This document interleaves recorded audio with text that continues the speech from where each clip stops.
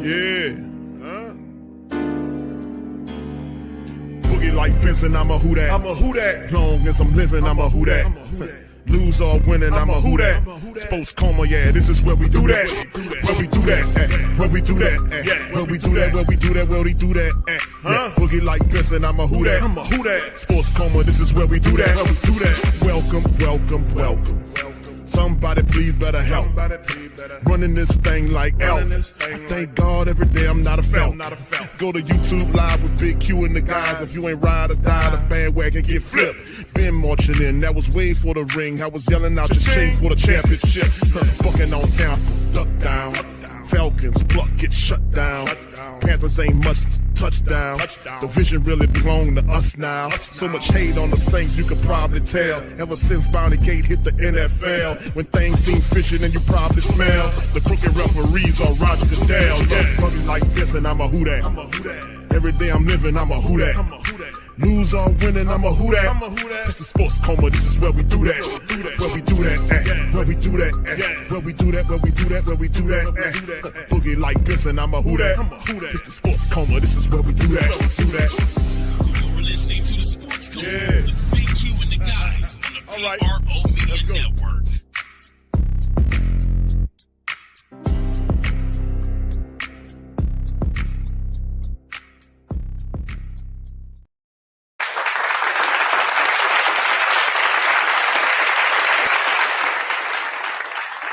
All right, shout out to the fam, man. Welcome. You're now rocking with the Sports Coma with Big Q and the guys, where we have intense, entertaining, educating, and enlightening sport talk from your favorite sports fam. What's happening, fam? Good to see y'all in the stream.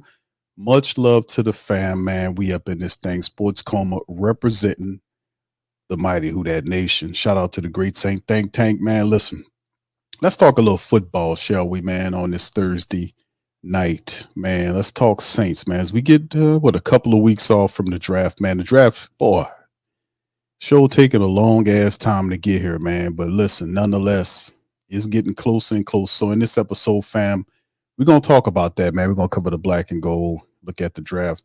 And as we had a really long time, a lot of stuff been happening. We know the Saints signed that linebacker. This happened several days back. But like I said, just to be honest with you about it, I was looking at it. I'm thinking to myself, looking at the Saints' unofficial depth charts and some of the things and how they're looking at some of these players.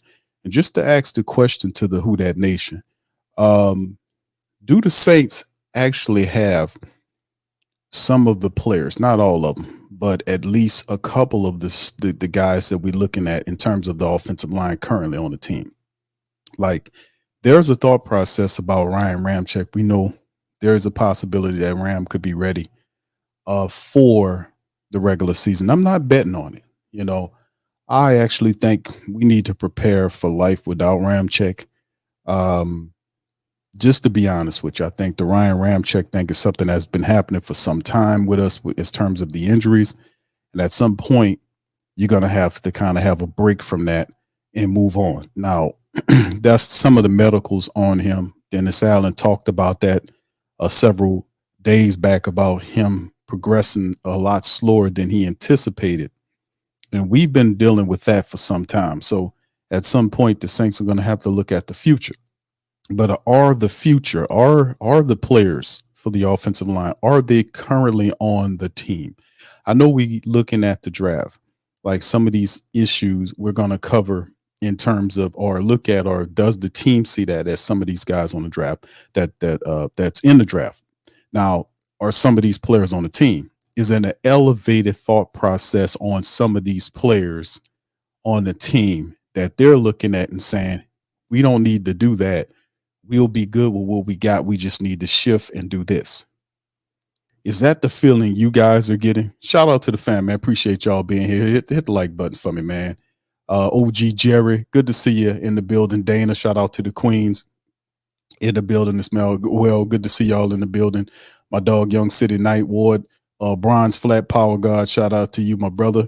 What's up, St. John Butler? Shout out to you, my brother. Good to see you in the chat as well. Now, that's my process of thinking. Is there an elevated thought process? Now, there's a lot of elevated thought processes, meaning we're thinking a lot more about a person or player on the team than what they actually are at this current juncture of time.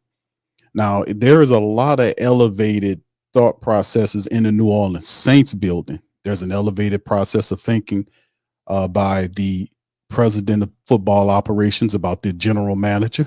There's an elevated thought process by the general manager about the head coach. You see what I'm getting at? Does that sprinkle and run downhill to some of the players that we currently have on the team? And I'm asking that question because as offense, we still going through all these free agency, but we haven't done anything except sign one offensive lineman, Ali Udo. Nobody was setting out after him. And doing research on Ali Udo, he's mostly looked at as a rotational player, mostly at guard that can play some tackle. But do the Saints see him as something more than what we thought they initially was? Just throwing it out there. We're going to go over several news notes and items. I would love to hear from you guys in the chat. Y'all let me know what y'all thinking about it. Also, there is a poll in the chat as well, asking you guys which position in the draft should the Saints address first. That's also in the poll. I want to hear from you guys. Brother Tragic, shout out to you, sir. Good to see you in the stream. Y'all hit that poll up and let me know what you guys think about what's going on there, because I would love to think about it, because as we draw closer and closer to the draft, there is no, how I guess I could say, there is no, I guess I would say there is no consensus of where the Saints want to go. Now, commonsensically, we'll say offensive line, because you look at it, that's where there's an opening at, right? There's an opening, a potential opening at the left tackle position. The last year's left tackle, Andrews Pete, is not on the team. He's a free agent, going around looking at getting signed by somebody else. So in the end, we're looking at that thing saying there's an opening there, right? There's an opening there. And possibly based on what happened with Ramczyk on his side, there's an opening there. But could the Saints feel that James Hurst is good enough to start for him next game, for coming up into the season? That's what kind of stuff I'm talking about. Elevated processes of thinking with some of these players more so than what it actually is. And sometimes that happens. Sometimes, we don't all think the same, but a lot of people, include myself, we've looked at this team, and I really would caution the Saints to see about getting your left guard. Seriously, man. James Hurst, now they kind of reworked his deal, but James Hurst is not the player that he used to be. He's slower. He's not as consistent. And maybe that was because of what happened last year with the offensive line coach. Perhaps they're thinking John Benton, a new offensive line coach that's coming here, could work miracles with some of these guys that the last offensive coach, the offensive line coach, couldn't do nothing with. Look what happened with Penning.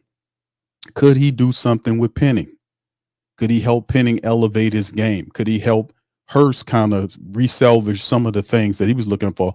To be honest with you, a lot of the Saints' solid offensive linemen look like crap a lot of times.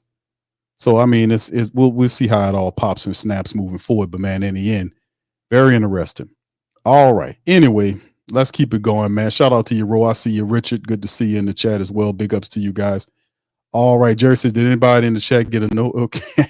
Yeah, I don't know what's going on with that OG Jerry, man, with the notifications, bro. We've been talking about that for a while, man. Sometimes you got to switch them on to switch them back on, man. It's a system that needs some damn help, to be honest with you. But anyway, let's jump into some of this, because I'm not going to hold you guys. The Pelicans play at 9, and I want to be in the building to watch them sit down on my damn couch and watch them. Anyway, let's jump into the article, man. ESPN says, and we'll start off this shout out to the Wire, says ESPN says Saints could address their offensive line after round 1. Now, would that be a surprise that they're saying they could address it after 1? Now, before we do that, let me do this. Let me share you guys with this. I'm gonna put this on screen, and this is the unofficial depth chart, right? Unofficially speaking, but these are some of the players, because we just add some of the people just to give us something to keep track of here. As you can see, you look at the Saints offensive line, At the offensive line position, you can see Trevor Penning is at the left tackle position. James Hurst is left guard. I'm not very comfortable about none of that. But in the end, you see McCoy at center right guard is Ruiz, and you see Ramczyk right there at the right tackle position. Now, this could be a part of the process of thinking with the team that Benton could get some of these guys to play a lot better than what they played last year. And that most certainly could happen. We've seen that happen, and I use this example. And I use it again, what happened with Isaac Yiadom last year when he played under Joe Woods, who is the defensive coordinator for the Saints, but he operates as the cornerbacks coach. Marcus Robinson, who's the secondary coach, he's the actual safeties coach. So you have Joe Woods teaching up the cornerbacks, and look what his tutelage was able to do with Isaac Yiadom. Big difference you've seen with Isaac Yiadom last year than the year before. He had confidence playing the cornerback position, and you've seen several players take a leap in playing for him. You also seen the maturation of Jordan Howden. I mean, Howden step up and play really good in his initial year here, making Marcus May expendable. So we've seen this before when new coaches come in. They're better coaches because not all coaches are created equal, right? So you'll see one new coach come in and do a lot better job. So maybe and I'm thinking that's a portion of the thinking of what happens here, which could explain why the Saints didn't attack the offensive line position more ferociously in free agency or the early layers of free agency, right? Knowing, because none of this was a surprise, especially about Ryan Ramczyk's knee issue. That was something that has been bugging him over the last couple of years. It has worsened. He did have the minor procedure done, but it's not healing as fast as it needs to heal.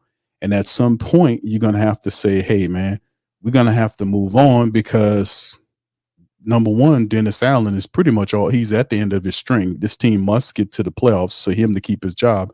And the Saints, the way they're acting in terms of their economics and their behaviors is they're not doing anything really super splashy. A lot of these deals that have been, not all of them, but a lot of them have been 1-year deals because they're being very mindful of future economics cap wise going forward, and the inevitable step in which the Saints will have to make a decision based on the winning progress of the team this year of what they need to do in the following years. Like, for instance, Dennis Allen doesn't do what he's supposed to do and get the team to the playoffs. Dennis Allen gets fired. The Saints will have to find a new head coach. That's more money. So they will have to pay out for a credible head coach that can turn the team around and put them in the right direction. Now, that also means that some of the staff that the Saints currently have, they might have to hire new people. They might have to bring in other people to fill holes after this year is over. It's a lot of that to kind of forecast and look at. So they're kind of taking a more cautious approach than I've seen in a very long time, because they're banking on to see exactly where the Saints land at the end of this year. If it's, and of course, the idea was to progress into the future by having some of our veterans, our productive veterans, to tutor our younger players. And then there's a smooth transition from an older team into a not so older team, and the winning keeps continuing, as opposed to them just doing the flat line and just building up all over again. They're trying to avoid that. They don't want to do that, So anyway, as you can see, like I said, if you look at the offensive line, Trevor Penning, Hurst, McCoy, Ruiz, and Ramczyk are the 5 on the unofficial depth chart. And then, as you see right here, just want to make you aware of it. And this is not the only unofficial depth chart. It's I guess it's not too much to really talk about, but the fact that people have Ali Udo listed at the tackle position behind Trevor Penning. That's something of note just to throw at you guys, because it was interesting for me to see when they signed Ali Udo, where do they see him as? And they were quick to say that he's a guy that can play the guard and tackle position. But with Penning at left tackle, we did that before, it failed. It also is Ryan Ramczyk's injury situation. That's also something to watch also. So you got issues at the bookend position to find out, where does Udo fit? Is he the tackle or left tackle there? the work there. And if Ram doesn't go, does Penning slide to the right tackle position? So we'll see how it all shifts and goes. But let's kind of get into this article. Saints Wire, ESPN says Saints could address their offensive line after round one. Deep draft. It is a very good deep draft in terms of the offensive line. They're not kidding about that. There are a lot of solid offensive linemen. The black and gold need help at both tackle positions surrounding Penning and Ramczyk. And they're kind of far from settled at the left guard position too. This is true too, because we talk about that. We've talked about that a lot here on the Sports Coma. We made mention and talked about the fact that the Saints really need to focus on the offensive line, because if they want to have an extended amount of success, they're going to have to get the line right. That was a major hiccup for the Saints last year. They couldn't consistently run the ball, especially early on in the year when they had Derek Carr there. And I was saying going into it, and most people understand traditionally when you got a new quarterback in a system that you have to use the running attack to give, because that was the best aspect of it. You have to run the ball and work the pass off the back of the run. The Saints did that very well toward the back of the season, and then Carr looked good in that version of it because you allow the running game to carry the team and the offense, the passing attack to work off the back of it, being that you had more of a steady running back room than I ain't gonna say in years past, but we had some very good running backs for our team last year, and even though Jamal Williams didn't have that one touchdown at the end of the year, a lot of the timing of the line could have improved. But Doug Marrone was here too long. He should have been demoted and fired mid-season because the line was underperforming, and it was obvious. They just didn't have the wherewithal and the clairvoyance to make the moves that needed to be happening. Now with John Benton here, the Saints, like I said, we're unsettled at both tackle positions. And it boggles my mind why we weren't, I ain't gonna say why they weren't more aggressive in free agency to land a veteran of some sort to steady the line, even if it's for 1 year, just to steady the position and then add around it, as opposed to saying or have what appears to be a wait and see approach in terms of that. I wanted to see a veteran there. Now they gave us Ali Udo, but like I said, I don't know where he goes. Where does Ali Udo go in your opinion? Y'all put it in the chat, let me know. But a lot of unresolved stuff with the Saints line. James Hurst is not what he used to be. Nick Seldaveri is a interesting guard, but he's a question mark. He was banged up last year. Couldn't see much of him at all. Landon Young is up and down. So the Saints have some answers, more questions rather, more questions than answers from the offensive line. Very big problems here that we have to correct. So John Benton, boy, we count a lot on Benton to kind of pull this stuff together. So we shall see. Anyway, getting back to it, feels like certain the Saints will pick an offensive tackle in the first round of the draft. ESPN says New Orleans could continue to address their most important need later on. This is coming from ESPN's Jordan Reed.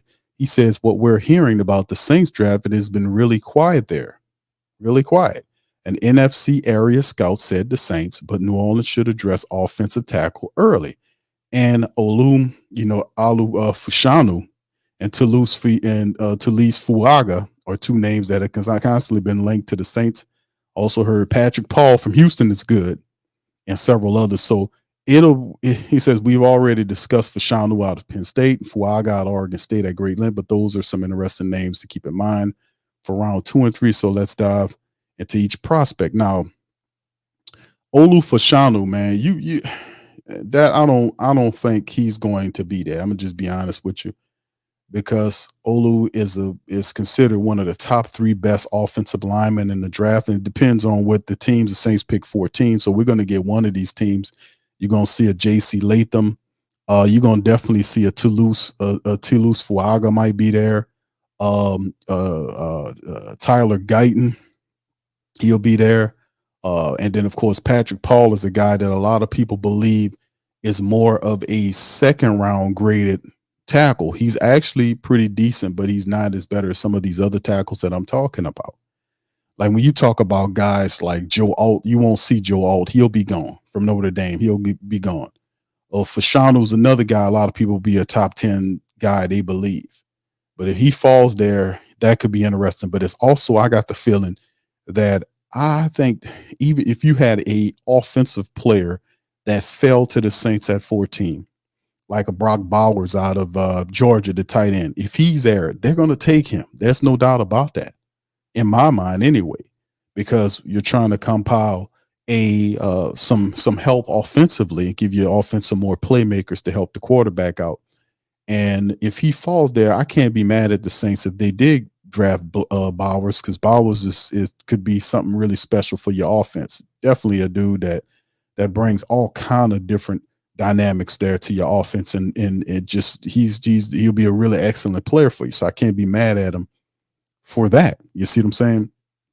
But anyway, Fashanu out of Penn State and Fuaga out of Oregon State, those are some of the guys. But Pat Paul out of left tackle from Houston's another guy they talked about, played 5 years at Houston, started the last 3 seasons at left tackle against some quality competition, has plenty of people in the scouting circles. His pre-draft process is going very well, strong performances at the Senior Bowl practice, high-end testing numbers at the scouting combine, widely considered to be a second-round pick. And a lot of people believe that because there's certain aspects of his game that is lacking. You know, he's not as fast as you would like. I think he said as athletic as some of the other guys that we talked about. And like, even though he played the left tackle position, there are things a part of Paul's game that can be cleaned up. And I guess you could say that about a lot of people, but he doesn't grade as high as these other guys that I'm telling you guys about, like a Tyler Guyton and some of these other guys are actually some of the grades that they give to him. Now, Kyron out of Yale is another interesting prospect that, you know, I watched some film on him too. Started at left guard, moving to the left tackle position. He's characterized as a prospect with smart size and movement. You know, he's coming from Yale, so we know he got the smarts. The Yale graduate weighed in at 6'5", 320 pounds, 36-inch arms, went through position drills at Pro Day. He didn't complete his athletic testing with timing while recovering from the quad muscle surgery of last October. So he's a top 100 lock who could be picked late in the second round by a team that's just waiting for a guy to rehab and get back right. Is that the Saints? We would say no, because we got enough problems. We need guys to be healthy right now to kind of come in and hit the ground running, so to speak. Blake Fisher from Notre Dame, the other guy not named Joe Alt, right? Fisher has anchored the Notre Dame offensive line across from Joe Manning, the right tackle spot. He's been more vulnerable in the pass protection, 8 sacks allowed, 7 penalties over the last couple of years, but on the whole, he's graded out well in pass protection. And as a run block, he's currently projected as a second or third round pick. Yeah, I was looking at him. I was looking at film on him as well. Most people agree that he's more of a third than anything else. Another name to know is Jalen Sundell from North Dakota State. Kind of cheating by looking outside of the score of the ESPN reporting, but in spirits of prospects worth considering after round 1, you're talking about Sundell, who was linked to the Saints by PFF as a prospect who can make sense on the third day and final day of the draft, having put up an impressive athletic score. He's kind of a player that area scouts and position coach stand on the table for when teams are making their picks in the 6th or 7th round, and blah, blah, blah. Also, another pick here. They're looking at, and I'm familiar with him. I was watching tape on this guy right here, Kingsley, from BYU.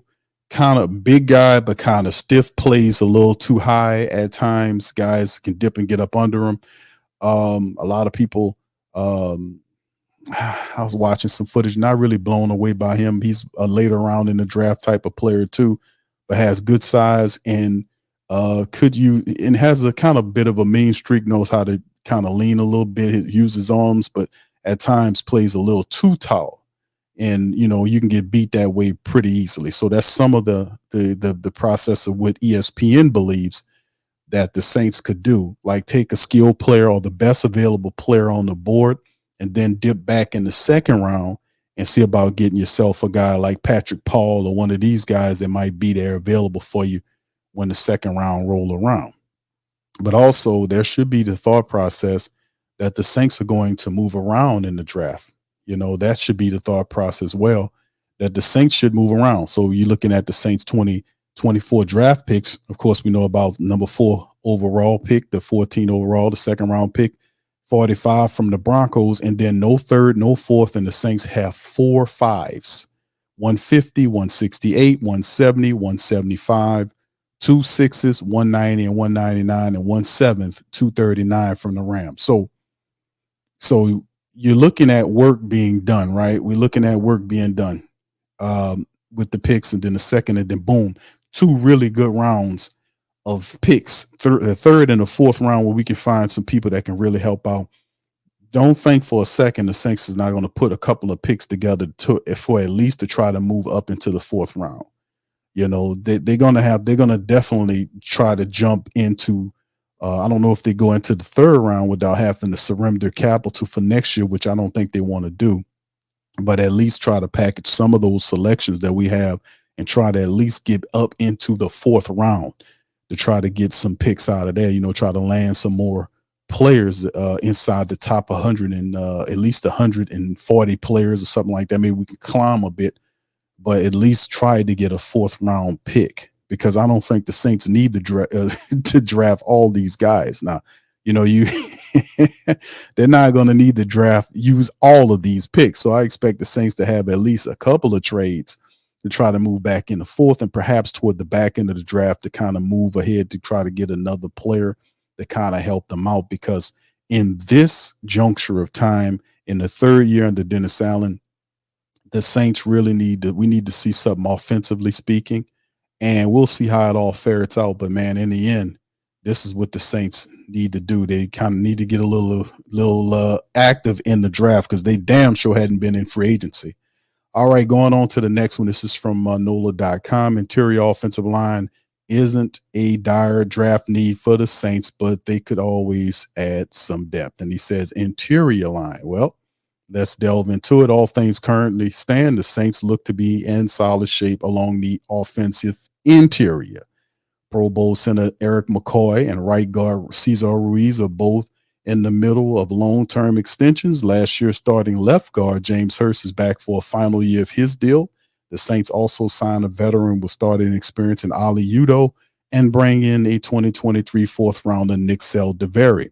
It's also not a foregone conclusion that Trevor Penning will stay at tackle, and the Saints could use the lead up to the season to see if he's better suited to playing guard. You know, I'll address that in a second. But as this offseason showed us, the NFL is starting to place more of a premium on the interior of the offensive line. Carolina signed former Raging Cajun standout Robert Hunt to a 5-year, $100 million contract. The Rams signed free agent guard Jonah Jackson to a deal that would pay him $17 million annually.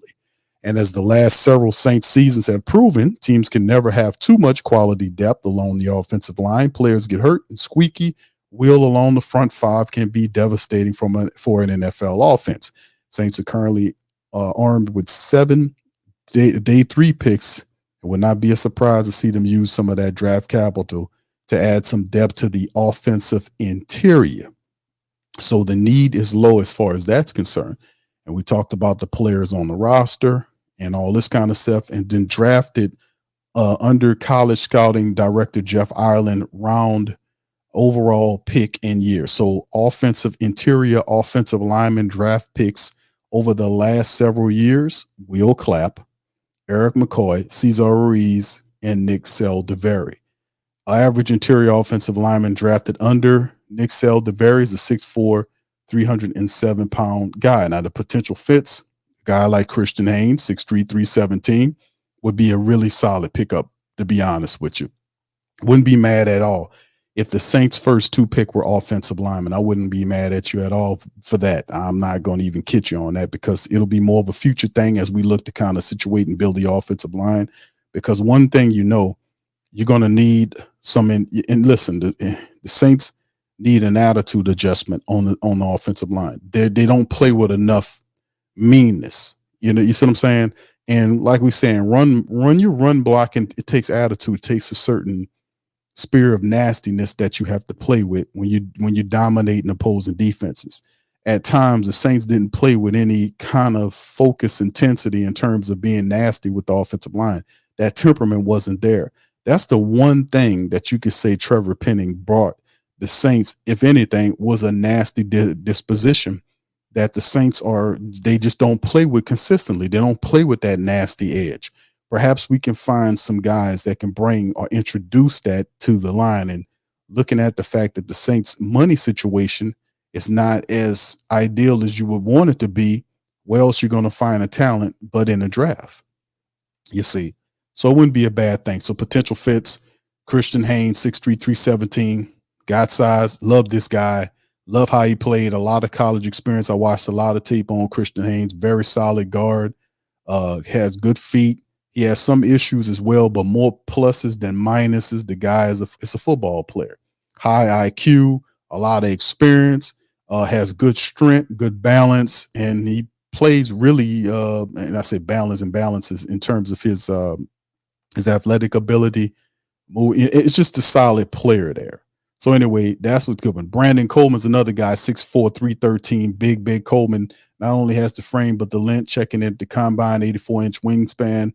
Then added an impressive performance in the drills, finishing the 9.98 relative score. 10 is the highest possible score, so he's smart there. He started games at both tackle and guard, which is good. And he likely still has room to grow as a player, considering he did not start playing football until his junior year of high school. And of course, we just seen this guy, Mr. Boston, from Boston College, Mr. Christian Mahogany, who, if the Saints wanted to add some tenacity to their offensive line, they could do much worse. They can't do much worse than him, who is a mauler. That's definitely what he does. He did miss college football because of a torn ACL in 22, but he returned to the starting lineup for the opener last season and started 12 games at the right guard position. The Saints did bring him in. Wisconsin center Tanner Bartolini, 6'4", 303, athlete. There's not a lot there's a lot to like about Mr. Bartolini, who lit up the combine. Also comes to the NFL with a lot of experience along the line. He started games at the tackle, guard, and center position in college. And one thing that may give the Saints pause about drafting him is his length. Straight Saints, it says a trait the Saints often prioritize. He's about 6'4". His arm's about 31.5 inches. At the combine and under Ireland, the Saints have only drafted one offensive lineman with arms shorter than 33 inches, which was Will Clapp. So that is a good sticking point to talk about. Also, other names to talk about is Mason McCormick, 6'4", 309 from South Dakota State. Arkansas's Bo Lemer at 6'5", 302. Michigan's guard Trevor Keegan, 6'5", 310. And LSU's offensive guard player Charles Turner, 6'4", 303. If anything, drafting Turner probably would be a later on draft pick for the Saints if they actually look in LSU way. Hopefully we do get a local prospect, but you never know with the black and gold, man. It's just not a priority school. We usually have a place where we like to pick our apples from, and LSU is not one of those places, unfortunately. So that's a couple of standpoints and thought processes on the interior offensive lineman. Now to kind of address this thing, man. When you talk about interior, I'm not really big on James Hurst. I think James Hurst, he signed that cheap deal and kind of lost a little money because, he know what time it is. I mean, he's really not what he used to. He's gotten a lot older. He's gotten slower, and that speed was never his game. He's always been solid, but a lot of cracks in James Hurst's armor. And I often found myself last year saying that, if the Saints don't find a better player than James Hurst, you might as well take Carr and put him in the Hurst because, it's just not going to make any sense. But yeah, at some point, you will hope that the New Orleans Saints address that position somewhere, whether it's in the draft or if you're bringing in a cheap veteran before training camp starts and have them to kind of fight out to provide stability there with James Hurst. I know people are big on Nick Saldiveri. Don't know. I remember what he did in college. He was solid and versatile, but since he's gotten to the NFL, it's a whole new world. Hadn't seen much of him at all, especially last year. He was hurt. So question marks there in terms of who can Nick Saldiveri step up and challenge James Hurst, because that's what I'm looking at. Who challenges these guys for these positions? Because, and to my opinion, if some of these younger guys could step up and challenge some of these guys, man, we might have something going on here. And of course, we go to whothatdaily.com, the prospect tracker updated. Shout out to Niles Carpenter, our Saints contributor. And he had cataloged based on anything he can find the prospects the Saints had looked at, and this is some of the guys that he found there and broke them down in visits. And he showed, you can see right here, the Saints looking at a multitude of different people. Christian Boyd out of Northern Iowa, Dylan Alube from New Hampshire, the running back, a couple of edge guys, Marshawn Nealon and Chop Robinson from Penn State. They, wide receiver, and Keon Coleman, who's a Louisiana kid, which would be pretty cool too. A lot of people, I don't know what's going on with Keon Coleman, but a lot of people at first, he had a first round grade. I think it was more late than anything. But since then, he has slid a bit. And I don't remember his comment. I want to say he was at the combine. I don't think he had a fantastic combine. I mean, I don't know why that might explain why he's slipping a bit. But a lot of people now, at first he was seen as a late first round, and now he's seen more like a second and possibly even into the third round. But a big physical wide receiver that you throw the ball up to him, he going to get the ball. Big physical guy that can block, and he has some degree of speed with him too. But anyway, you see all the rest of the guys there. Malachi Corley, Marshawn Lloyd, the running back from USC. And then you see the Saints draft prospect meeting workouts with a ton of different people, quarterbacks from Jay Daniels, McCarthy, and you see it all the way down. It's just a long laundry list if y'all want to check it out. For the update, I think y'all can check it out under whothatdaily.com. Now he updates this thing. I think he updates it quite daily. I don't know if he updated it today, but he does his best. Do a pretty good job of keeping the tracker updated. So anyway, so you can see a bunch of names the Saints are looking at in the draft, and you never know how they're going to play this thing. So like I said, when it come down to it, and of course, here we go with the Saints salary cap update. There's over the cap is registered. The Saints had still at $8.3 million. Not much is shaking. The Saints ain't really spending a lot of money right now. We know why, right? All right. So anyway, with that being said, the position, like I said, going back to the point about the offensive line, in my opinion, I think the offensive line should be the more dire need that you have. Now, of course, there's other things that the Saints could address, like getting another defensive tackle, adding another wide receiver, possibly in the draft, adding some help in the secondary would be good. Maybe another linebacker there wouldn't be bad either.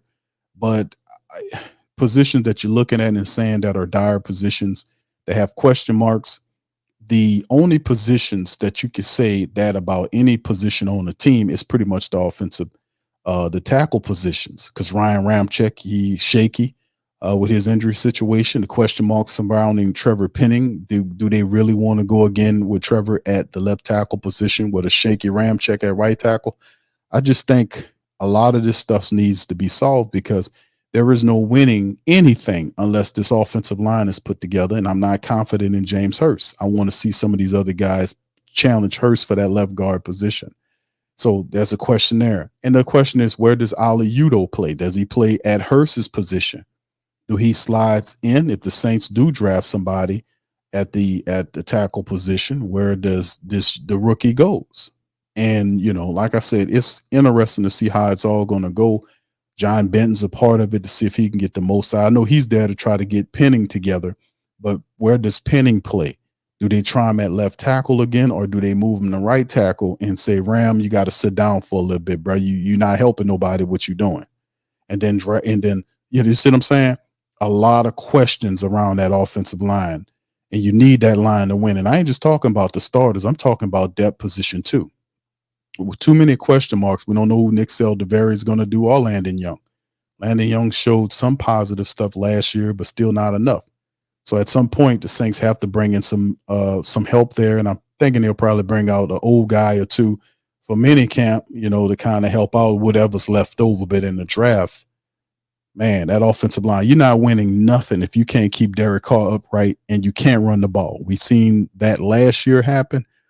And a lot of that helped stop the Saints from winning games that could have propelled them into a playoff situation. We couldn't get the running attack going. We couldn't, keep the quarterback. And then again, the quarterback tends to hold the damn ball too long. At times, he doesn't have a clock in his head. So, it's a lot going on in the city of New Orleans when we talk about what the hell is going on with the New Orleans Saints offense? Let me tell you. So, the big part of success for the Saints in 2024 will be them fixing the offensive line, finding out who the tackles are going to be, finding out who the left guard is going to be, getting the offensive system of Clint Kubiak installed properly so that the Saints can run the ball effectively and go from there. So a lot of pressure, man, my goodness, a lot of pressure on the Saints offense to do their thing. It's a lot of pressure on the Saints offense this year, man. A lot of pressure on them. And I will see, man. I'm gonna just reserve my commentary and see how that shakes loose. So anyway, let's hit the chat, man, and see what you guys think about what's going on here. Y'all hit that. Also, y'all hit that. Yeah, we got some votes in for the poll that's there. And it's a consensus, man. It's a unanimous runaway in the poll, fam. Which position in the draft should the Saints address first? And the fam ain't playing. They said, man, 78% of the family members said that the offensive tackle position should be the position in which the Saints go. The next biggest sum is 13%. So we go from 78% to 13%, which is defensive end, and then 7% for wide receiver and 2% for the cornerback position. So y'all guys are pretty much, I'm gauging you guys' thoughts and see exactly where your minds are. Are your minds agreeing with me about this whole situation with the offensive line? And, like I said, I'm very leery on three positions of the Saints offensive line. And you cannot win in the NFL unless you get that together. And hopefully the Saints are going to, do that. Now, like I said, there are going to be a lot of good tackles, but you don't want to press that thing. You want to be able to get the best one available with a really good tackle. Listen, if Fashanu, who some have Fashanu, Olu Fashanu listed as the second best offensive tackle in the draft, if he falls to you at 14, that would be unreal if that happens. If he falls to you there, then that's bam. But you also have several really other talented guys there, like Fuaga. I like Fuaga. I like JC Latham from Alabama a little bit better than I like Fuaga.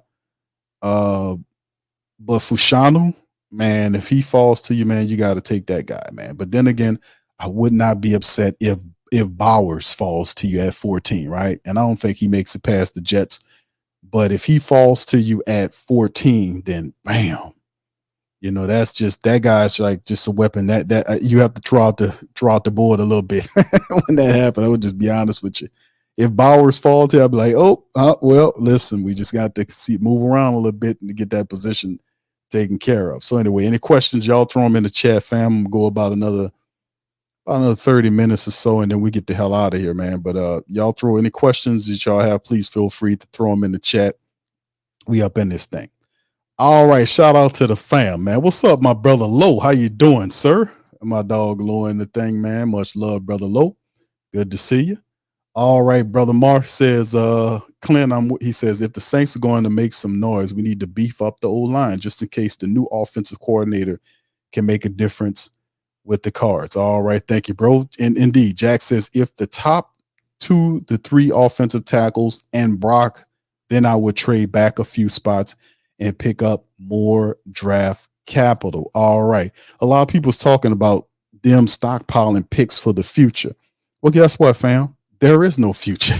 Ain't no future. There ain't no damn future if you're Dennis Allen. Let's just keep it $1.15. There isn't any future if you got Dennis Allen. And I'm not disparaging Dennis. I'm saying Dennis Allen's been here. This is going to be his 3rd year that Dennis Allen's been here. 3rd year. That he's been here. That's 2 9-playoff years, 3 9-playoff years altogether. And the onus is on Dennis Allen to take the New Orleans Saints and put them in the playoffs. That saves his job, even though a lot of people don't want to hear that because they know Dennis Allen is not a real head coach. He's a defensive coordinator at best, and he doesn't have the skills needed to be an effective head coach. He doesn't communicate well. He's not good at attention to detail. He's an off-code ass coach that don't understand that you don't throw your team in front of the, underneath the bus that won't endear yourself to them, that actually destroys your team. It's a lot of silly stuff that a person of his character doesn't know. And then he's not one of these guys that it gets smarter in the off season. No disrespect. And listen, I'm not disrespect. This is based on observations that I'm watching from Dennis Allen over the years. And what I'm saying is he has a talented team that underperforms. That's mismanagement. A lot of the situations that dealing with the Saints dysfunction is because of him.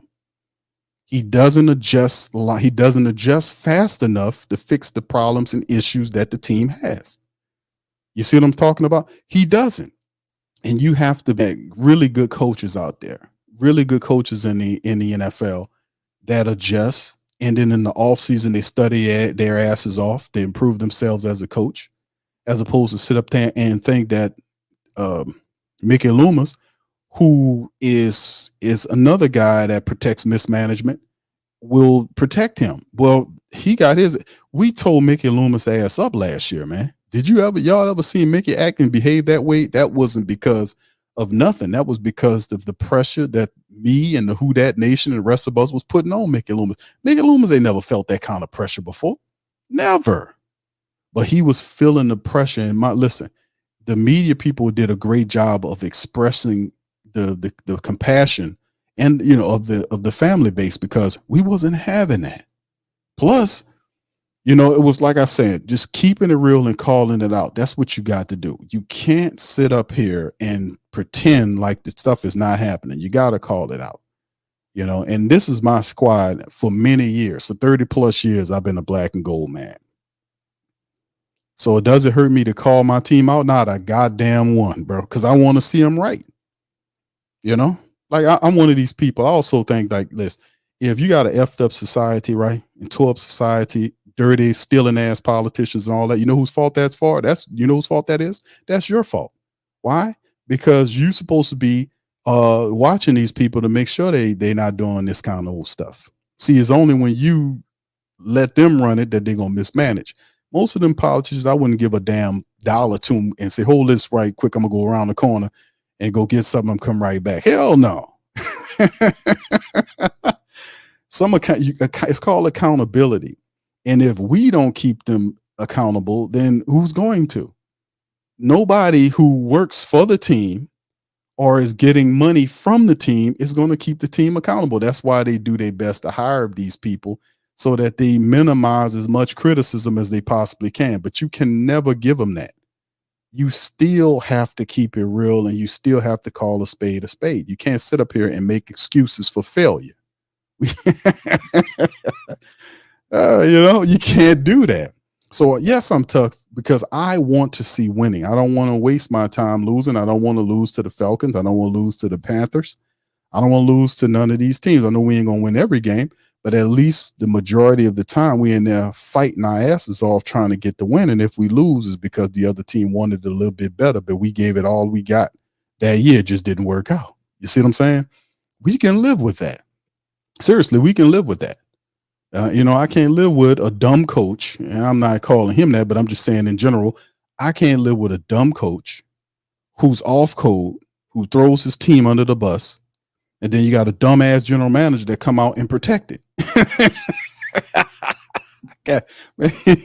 Man, I can't live with that. I don't care if you don't like it or not. I don't care if you like it or not. And most of the time, most of the people, they ain't gonna like it because it's the truth. You won't hear all these pretty platitudes about this, that, and the third. No. Face the reality, man. That's how we gonna make this stuff right. Most of the times they need your pressure to turn it around. And this happens all the time, man. We see a lot of this stuff in these political parties when they try to tell you what they want you to do as opposed to listen to what you want them to do. Hell no. You gonna do what we said, we gonna get you up out of it. That's the bottom line. That should be the mentality. And I'm proud of the people because it's coming around that we see that in sports too. We see that in sports. People are starting to take that approach. So yeah, we ain't doing that, man. We ain't playing that BS, man. And I'm going to continue to be hardcore on these people until they get this stuff right. And of course, like I said, when they say little stuff like, well, it's because of C-19 why we got to play it really close to the We got to be economically sound over the next 2 years because of what happened back in 2020, and we in 2024. Don't you believe it? He ain't gonna actually tell on himself and say, hey, yeah, I mismanaged the hell out the cap. I paid for players I couldn't possibly afford. I should have said no and we should have did something else. No, I paid for players I couldn't afford, and I mortgaged the future of the team for the present, and we didn't win. So now I'm gonna blame it on C19. And I'm gonna sit up here and tell your ass, no, you're not gonna do that. You're gonna tell the truth and shame the devil. That's what the hell you're gonna do. You're gonna tell the damn truth. It wasn't C19 why the Saints cap shit is messed up. It's because of paying for players that you couldn't afford for people who didn't know what the hell they was doing. Doing this type of this non-vision crap while saying we got a plan and you didn't have a plan. That's keeping it real, because that's the truth. Don't sound as luxurious and as beautiful as you would like it to hear, but that's what the hell happened. But the matter is, most general managers behave like politicians. So you gotta pull that veil away, and you gotta tell the truth. And they don't like for you to do that, to expose them as lies. If you don't like to be exposed as a lie, start telling the damn truth. Tuck says it's not the first time we've gone O-line in back-to-back years. Jack says, thank you there. Jack says O-line is trash, but doesn't help that Carr is a magnet for pressure. The thing that Carr draw is, listen, Derek Carr, let me tell you something, bro.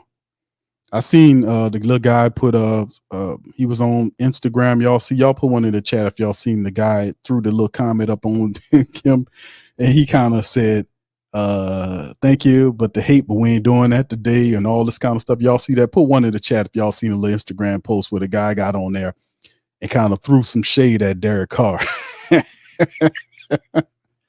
Let me tell you people something, man. Let me tell the Derek Carrs of the world something, man. Listen, let me tell you something, brother. It's about accountability. If you don't come in here and show, and people know what accountability looks like, man.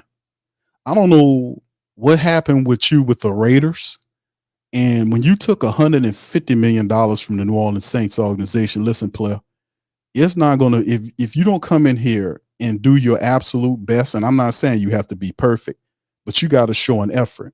Not only on the field, you cool off field. I don't have no problem with your stuff off the field, but on the field and when you're in front of the press, you have to take responsibility when things don't go right with that offense.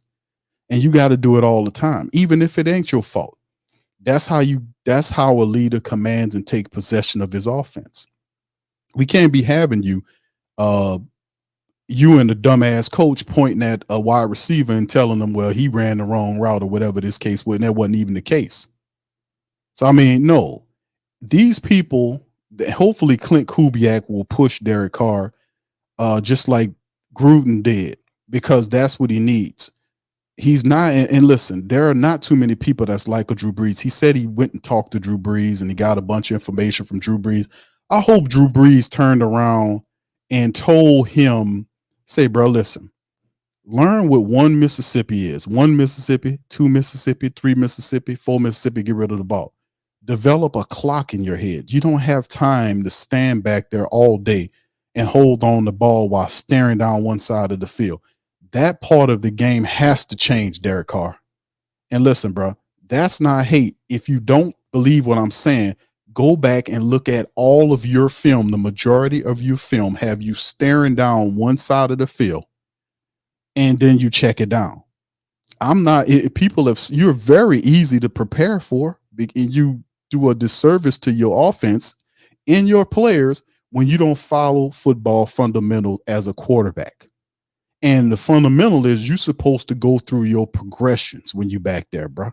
Unless it's designed for you to go to the check down right away to set up a screen or something like that. Even in some of those plays, you're supposed to pump to the right side if you're going left for the screen to freeze them. So at some point, we got to take possession of that. And I know that the last bunch of coaches wasn't telling you that, because we kept seeing it over and over again on film. We studied the same film you got. The NFL has the same film that you study, and we see the same stuff. We see all the angles when we put the all 22s on. We see it all. So that has to change, bro. Seriously. And that's the two biggest things to talk about before I even talk about Carr's accuracy. You know, that's the two biggest things, because really he should have had like 4,400 yards passing this year, but a lot of that was limited. And like I said, it's not all on Derek Carr. It was the fact that he was very shaky behind that offensive line too. He did not trust that offensive line, and rightfully so, because the offensive line was hit and miss. They didn't play with no true intensity, and many times they didn't open up lanes for the running backs to run. You know, they were really shaky. They were up and down. We watched the tape. Like I talked about, even people like Eric, they talk about Eric McCoy. To me, McCoy's last year wasn't all of that. To me, if you watch McCoy's tape from last year, McCoy, y'all know how I got this joke about Eric McCoy became a gardener. He became a landscaper last year because he spent most of his time in the grass. We always see McCoy ass on the grass. I'm like, boy, when did the Saints hire an expensive center / landscaper? This guy is always on the ground studying the turf. What's going on? McCoy has become a turfologist. He's always on the turf studying the turf, you know, and then Cesar Ruiz will be pulling on something and missing blocks. And see, when you see that happening, an offensive line played so topsy-turvy, a lot of that is because of confusion, because they're not getting proper instruction from the offensive line coach, which we happy he's fired. So hopefully a lot of that is changed, because a lot of pressure is going to be on John Benton, the new offensive line coach. A lot of pressure is going to be on Clint Kubiak, the new offensive coordinator. A lot of pressure is going to be on Andrew Janoku, the new QB coach. A lot of these guys are going to be on a lot of pressure, because their units will have to step up and play and carry the team for this upcoming season for them to have success. Because the Saints, Dennis Allen did a pretty decent job of adding players to his defense. He added Chase Young on that side, and despite the neck surgery, they're saying he should be ready for the season, for training camp or whatever. Despite that, they did a decent job of re-putting talent to the defense. You add Chase over there, you add Willie Gay, who's supposed to challenge for a linebacker position. You bring back Jonathan Abrams and Hugo Amadi. You bring them back. Marshawn Lattimore is stuff starting. We're starting to see stuff about Laddie Daddy. Might actually stay. It might, they might keep them depending on what it looks like. We're going to just hold on to that right now. Hopefully that stays the same. That Laddie Daddy might end up sticking around. So Dennis Allen did a good job of adding more talent to his to his defense. But when you look at the offense, Michael Thomas is out. Cedric Wilson Jr., who's a decent wide receiver veteran, there to help out. And then you have Stanley Morgan, the special teams guy, and then you add Ali Udo, you add the fullback that we bring in there, you re-sign Prentice. So you look at who won in the free agency, like so far early in free agency, was it the Saints offense versus the Saints defense? You would say the Saints defense. So Dennis Allen did a good job of kind of fortifying that defense, you dig? But we need to see that offense. We need to see more from our offense. And like I said, it's approach that they're taking is like, okay, the posture is like, we're going to do something in this draft. And like I said, I'm looking at it, but do they actually have the players that they see as starters for the positions that we're looking at on the team in their minds is what I'm asking. Because you're looking at how they're moving from an energy standpoint, and you're thinking up to this point, if it was a need, usually your needs, you behave a certain way. You react a certain way with your speed and the way you acquire talent. Like you pinpoint, you come out, bam, I'm going right to that. When the Saints opened up free agency, they were talking to Avonte Maddox. The cornerback, like, okay. And then they went to other positions. They went defense and then kind of drift the offense. And then the defense won the day in terms of free agencies up to this point. But when you talk about the offensive line, I'm like, what are we looking at? What is Ali Udo supposed to be? Is Trevor Penning going to be the left tackle or the right tackle? What's up with Ryan Ramczyk, who Dennis Allen said that his injury, he's still healing slower than what he's supposed to. And we're 2 weeks from the draft, and I'm like, what's going on here? Do they have an elevated thought process on some of these players? So it's very interesting. We'll see exactly what's going on, but a offensive line coach, a good offensive line coach, can make things change, man. It can really do. All right, Scott McClough says Mickey just ended. It's Mickey here. Hold on, let me see. What's up, Lori? How you doing, baby? Shout out to Lori. Shout out to my queens out there, man. Always got to get the queens and the kings a shout out. Can't leave the kings out, man. Shout out to you guys. All right. Anyway, what's up, G and Kim? He was. I like McCoy, man, but McCoy got to keep it real. Ain't no time for no massaging or no goddamn egos, bro. Listen, I'm beyond that, bro. Listen, I'm just going to keep it real as I can. I'm beyond massaging egos of players in NFL and NBA executives. We got to keep it real. This is the time and era we are living in right now. There's no massaging the egos because that's not helping anybody to massage their ego. We got to keep it real and we got to live with the truth. That's the only way we can change things. Living with a lie keeps you there. And nobody wants to live with a lie that's got their mind right. The only way we're going to fix the stuff is we keep it real and tell the truth. Now, that might hurt a little feeling, but the truth usually does hurt feelings, but it gets stuff moving. I'm about to say something else, but it gets stuff shaking and baking. That's just what it is, Ow, hey, hold on, Al, hold on. Let me talk to you. Bill Belichick's first 3 seasons, he was 6-10, 79 and 79. The ace, great coach. All right.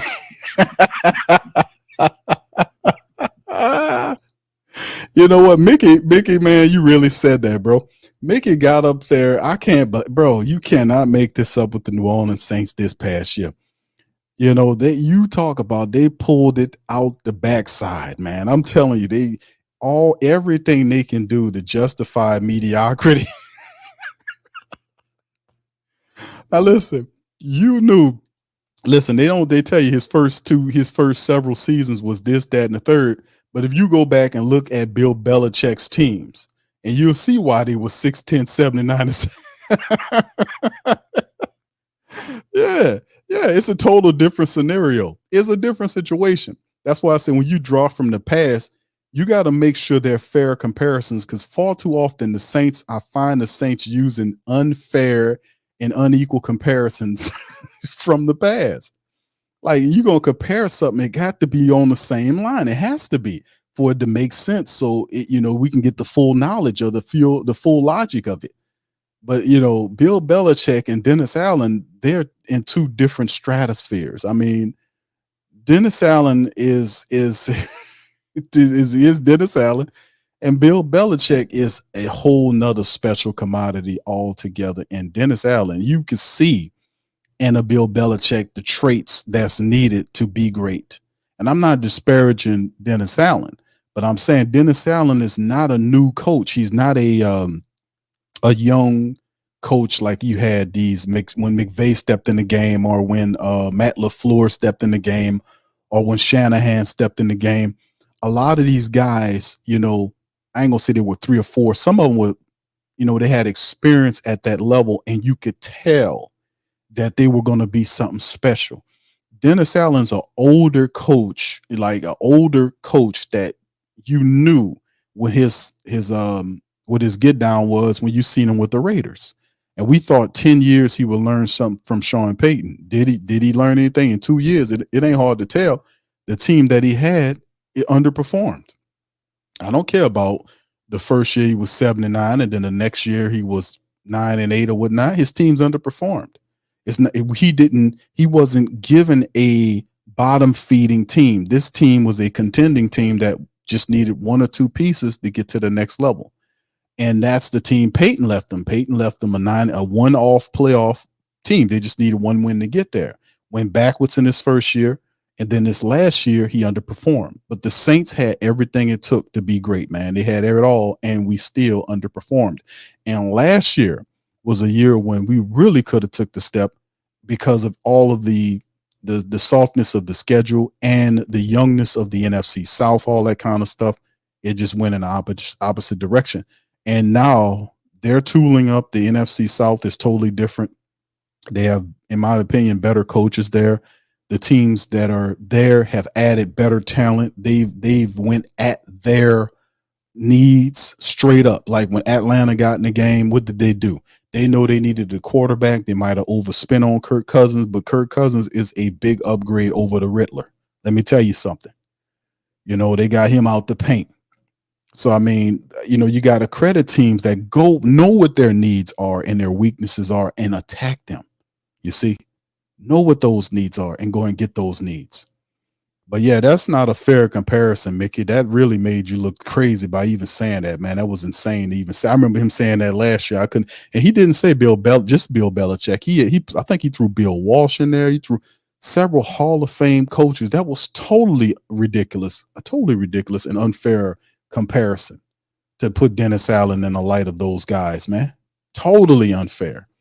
Kevin says the neck surgery is concerning. That would be a quick turnaround from having neck surgery and back in 4 months with physical contact. And that's the luster that was taken off of the Chase Young signing, because people's like, yeah, the Saints protected themselves with the money, but that wasn't the point with me. The hell with the money. The Saints waste money all the time. So that's not the point. The point is I'm more concerned about Chase Young, the player, his health. Because when you talk about neck surgery, that ties into the back. That's a total whole nother thing. We did a whole stream about that. When they said neck, I started bringing up journals on the stream. I started showing medical journals like neck surgery, and I started pulling out medical journals and going into medical websites and using the information that they've given us to describe exactly what's going on, because the team can tell you one thing. Go look up the medical journals, do your research, and find out what they tell you. Neck ties to the back, and that's usually, I'm just saying, at the end of the day, that's not a good thing. That's why Carolina passed on them and got their guys. And the Saints say, hey, man, we'll do it, but such and such. I'm not concerned about the money or the contract or with the Saints protecting themselves. I'm more concerned about Chase Young, the player, because that sounds pretty dangerous. Scout says, what's up, Scout? Says, bro, look up Ali Udo injury from last year, sweat from the Eagles lunches that, man, so far I might never have seen a rep so bad, straight killed.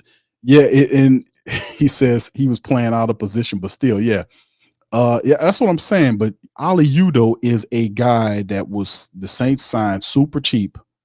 I think he's a 1-year contract. Y'all fix me in the chat if I'm off here.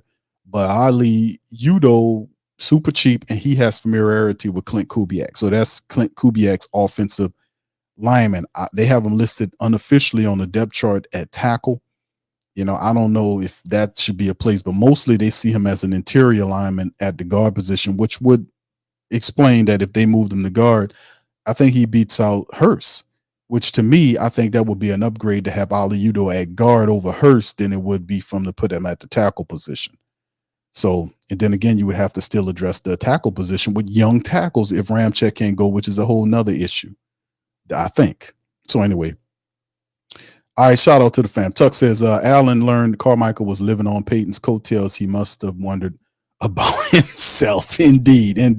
Hemisphere says, why does the Saints always take chances on players with injuries, knowing they always have a lot of injuries during the season? That's the way they save money, bro. That's just simple as that. That's how you save money. You save money or you taking, shots and gambles on players who have a little bit of injury history. You get them there, and that's how it goes. But like we talked about, like with Cam, we knew Cam had a injury last year with he called it a bum foot on the interview with Pat McAfee. But you got other guys there with Peyton Turner and Isaiah Foskey. The Saints loaded up with athletic defensive ends who we don't know what they can do. And then you bring Chase Young here in front of them. Why? Because that's desperation. The Saints need a pass rush now, and that's the big part of the game is when you look at the Saints offensively speaking. Like defensively, I'm not really that concerned. I think they'll be okay defensively as long as our key guys are there. But when you're talking about offense, the biggest issues for the Saints is the offensive line. And to me, the two tackle positions need to be addressed, because I don't think Ram's going to be ready. And if Ram is ready, the medicals is he's still going to have issues with his knee. And when a big guy has a knee issue, that don't go away. That only worsens. So he was really referred by doctors to have surgery on that knee, and he would have to sit. He would have to sit out the year, and then he would have to rehab and work himself back. So if he would have got the surgery early on in the off season, then you won't see him until the following year. But the thing is, he had a minor surgery on it, which is not what's called for him to keep playing on it, which is a recipe for disaster. So if anything, the Saints need to find some help, as insurance policy. And obviously at this point of the season, I don't know if you will find a veteran tackle at this point of the season to come in the offseason and act as a starter for you in games if Ramczyk can't go. And consensus is pretty much saying that Rams having those issues. And truth be told, and I'm going to say it again because I keep saying this, and I told him before this even got going about Penning, I said Penning shouldn't be the left tackle, it should be Ramczyk. And they're protecting Ram. Let me say this again, family. Ramczyk is the high is your one of your highest paid tackles. I think he's the highest paid tackle you have. At one time, he was the highest paid offensive lineman on his team. I don't know if he still is, but he was supposed to be moved over to the left tackle position when Teron Armstead left. He was supposed to take that left tackle position. Instead, the Saints tried to protect Ramczyk. Excuse me. They tried to protect Ramczyk by keeping Ramczyk at the right tackle position. Now, at the time, we knew Ram had some issues, but we did not know how bad that knee was until this year, really late last year, and then into this year is when you really seen it really explode. Like you start seeing rest on the injury list every 2 or 3 days out of the week. They're giving him rest days on that knee. And I'm like, what's going on here? We didn't realize how bad that knee was. That's why they never moved him from the right tackle to the left tackle position, because he would have got exposed. So you would rather put the left tackle with no experience there. I mean, Penning at left tackle with no experience there, as opposed to put Ramczyk over there. Ramczyk should have been left tackle. He should have been over there. And if Ramczyk can't play or can't be moved and they're trying to protect him, he don't need to be on this team, because he needs to go and have that surgery and go sit his ass down somewhere, because that's not going to help you as you get older in life to be playing on that bum ass knee like that. That is a bad look. That's not good for you to do that. Your health is a lot more important than playing a game. Go get the surgery and sit down somewhere. I think the Saints still have Ram. He'll still be a member of the team, and at least he'll be healthy. This way here he's doing is not helping his knee situation. It's not at all. And by the way, and before Penning should be moved, people kept telling me, Q, man, let's make Penning a guard.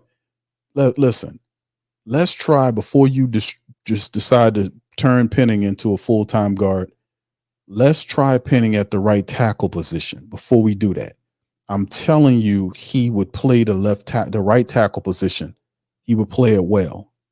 Left tackle is that is a special position for special people that's used to that type of position. And they got a couple of guys in the draft that that can come in there and be a solid left tackle for you. But that's for a certain type of player who have a certain type of skills and a certain type of mentality to play that blind side tackle position.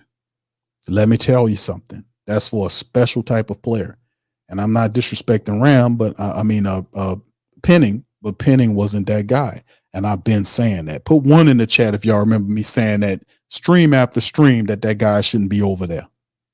And then what happened? He get buried in the depth chart of the team, and practice squad players coming on playing before he plays. Cam Irvin and all these guys off the practice squad. And I was like, it's a bad bet, man. It's bad, very bad. So the offensive line is a problem for the Saints big time. So there's the philosophy to draft young guys and plug them in there. Well, I mean, the truth be told is that everybody in the entire offense will have to learn a whole new system. So everybody will be learning it together. So there's going to be some stuff going on, some confusion, because it's a whole new system about to be installed, offensively speaking. that they're not used to running. So everybody's going to be in this kind of confused about things. So that's also something that we have to remember as well. All right. All right. Thank you, Scout. All right. Tuck says, I'm guessing the Saints will get calls to move back in the first round. Probably so. They get it, those calls happen. Kev says, just come to agreement with Dennis Allen and Greg. Nah, all those players, all those coaches was out. We had a whole bunch of really good coaches that were out there. You had the Harbaughs out there. You had the Belichick's out. You had some really good older experienced coaches, and you had a lot of really good talented young up and coming coaches and middle of the pack style coaches that just were looking for the right environment to get into to kind of start all over again. And we've seen that happen throughout the coaches signing period this year. So when Mickey Loomis kept Dennis Allen, it didn't surprise me at all, because that Mickey Loomis is operating off of ego. He's operating off of ego. You think he really is putting winning as a top priority for the New Orleans Saints organization for real? With Dennis Allen up here doing this kind of stuff and he's not checking them. The guy doesn't come out of his office to go in. It's a laugh and a half, man. They go a long way around to try to prove that they're right. All right. So anyway, St. John, how you doing, sir? Said, would you bring back Pete? Man, bro, at this juncture of time, that might be the move. That might be that. Watch, I say that. That might actually be the next step the Saints do, because Pete he didn't catch on with anybody. I know he went and talked to the Titans, but that might be the move the Saints do. I would not be surprised if the Saints say, yeah, well, let's just bring Andrews Pete back for one more year. I would not be surprised, bro. Because what else can you do? What other options do the Saints have at this point outside of going to the draft or attempt to trade for somebody, which we know they're not going to try to trade for anybody because they're going to talk about the cap situation. So if Andrews Pete can't find a deal, I wouldn't be surprised if the Saints and Andrews Pete don't come together for at least a 1 year deal. Wouldn't be surprised about that at all, bro. Wouldn't be surprised. Scout says coming into this year, Ram was the biggest cap hit. Okay, we restructured him now. He may retire. Pretty ugly situation, but the Saints knew that, my friend. The Saints knew that. That wasn't a surprise. Like when remember, Ram been dealing with this since he took that contract. When he got his new contract, him and Laddie Daddy got their contracts at the same time. He caught that injury in the first year of signing that new contract, because the first 4 years he was a wildebeest. Ramczyk was phenomenal. He was excellent. And then he got hurt in that first year of signing that new contract. And ever since then, it's just not been the same. So the Saints had to do something with it eventually, and it happens. But the team has been dealing. It's not a new situation. The Saints have been dealing with this for years, and they should have made the proper adjustments for Ramczyk, being that they know what it's hitting for. They got the medicals on Ramczyk. See, the thing about it, we don't have the medicals. They have all of the paperwork. They have all of the medicals. They know exactly what he's dealing with. They know how long it would heal. They have everything. You see, this ain't a guessing game with the Saints medical staff. They know exactly what each one of these players is dealing with, the correct and true timelines for these injuries and all this kind of stuff. They'll tell us something different. But in the end, they have all of the medicals on these players. They know exactly what's going on. And they should have done something more credible and concrete in terms of signing somebody or drafting somebody underneath Ramczyk. They know what time it is. How you doing, Malcolm? Shout out to you, brother. He says, I'm late. That's all right, brother. That's what with the rewind buttons out. Oh, yeah, bro. I don't know what's going on, man. Well, bro, right now I'm on the North Show, man, and man, they had a terrible shout out to my Slidell people and the rest of the family members of the North Shore that dealt with those terrible tornadoes, man, yesterday. And since then, man, we've been having a lot of issues internet wise going on, man. But yeah, rain, some real fierce storms swept through the New Orleans area, especially the North Shore area, and tore up some stuff. Slidell got tornadoes that dropped on top of them and all that kind of stuff. People was out of power was out. So shout out to Slidell, Louisiana, man. They was dealing with some stuff, man. They dealing with a lot over there. All right. So anyway, Tuck says, as a first round opinion, we'll be given a long runway, but this is a pivotal year indeed. Yeah, a lot of people saying Q he a bust. I'm like, Could have just been his offensive line coach was a bust. Could have been that they put him at the wrong position. All of those were correct, fam. By the way, the left tackle is not Penning's position. I was saying that. Moron, more like it. Doug Moron would be his name. He was an awful offensive line coach for the Saints last year. Totally stink. He was totally terrible. And that didn't work out. So with a new offensive line coach coming in, it should change things a bit, right? Should. Scout says, yeah, you're right, bro. Mekhi Becton might be a left tackle option free agency, 25-year-old former top 15 pick, high risk, but he got the pedigree. It's all about them guys that know. Like you talk about guys like Fashanu, or you talk about some of these other guys, like let's say, for instance, a character like J.C. Latham from Alabama, who's going to be in a draft. He played mostly right tackle. But when you look at J.C. Latham, you can say that this dude has, like, he played in a pro style system. If you know about his game, that a player like that has the propensity. He's athletic. He's intelligent. He knows and has the type of mentality that could switch you. You could switch him to a left tackle position, which is an adjustment, right? And then there got guys there that played that left tackle position, which is a very important position, protecting the quarterback's blind side, especially if you got one that likes to hold on to the ball a little longer than what he's supposed to. All right, Malcolm says they're going to get Bowers for our first round pick and get average offensive rookie in the second round. I would not be mad at I said this early in the stream, would not be upset at a Bowers drafting. I don't think we get Bowers. I think he goes before we pick him. I don't think he gets past the Jets. I'm gonna just be honest with you. But the Saints position at 14, because you have a lot of quarterbacks are anticipated to go, and that's always a good thing if you're the Saints. Like if you're not looking at a quarterback early, of course, but you're looking at they're saying at least 4 to 5 quarterbacks go in the first round alone. If that's the case, you're gonna get skilled players that will fall or slide down. But I don't anticipate Joe Alt falling outside the top 10. I don't anticipate Brock Bowers maybe falling to 11.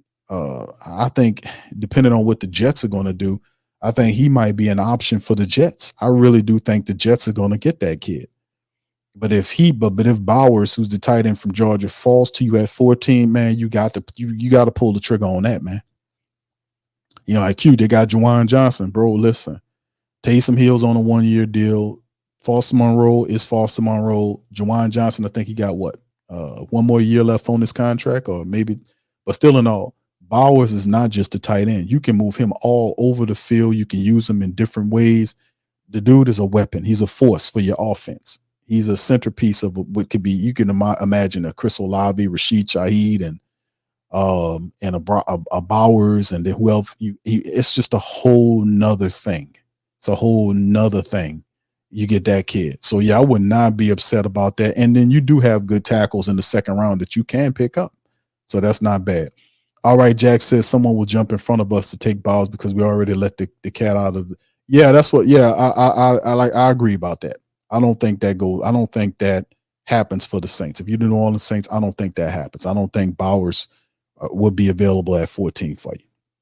All right. So anyway, with that being said, fam, listen, man, I appreciate all y'all for being in this thing. I'm gonna get ready to bounce up out of here. About to go watch my Pels play, man. All right. Scout says, I hope Bowers goes to the Jets, but he worries me because he don't catch in the immediate or deep, doesn't really block. He does a decent job of blocking, bro. Didn't measure. Yeah, I seen that. Couldn't see him doing well in Miami where yes, right. Yeah, indeed. Yeah, bro. You make some good points there, man.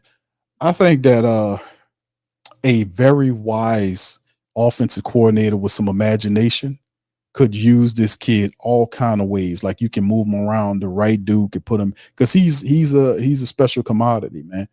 And if you can get him, because he's not a traditional tight end, you know what I'm saying?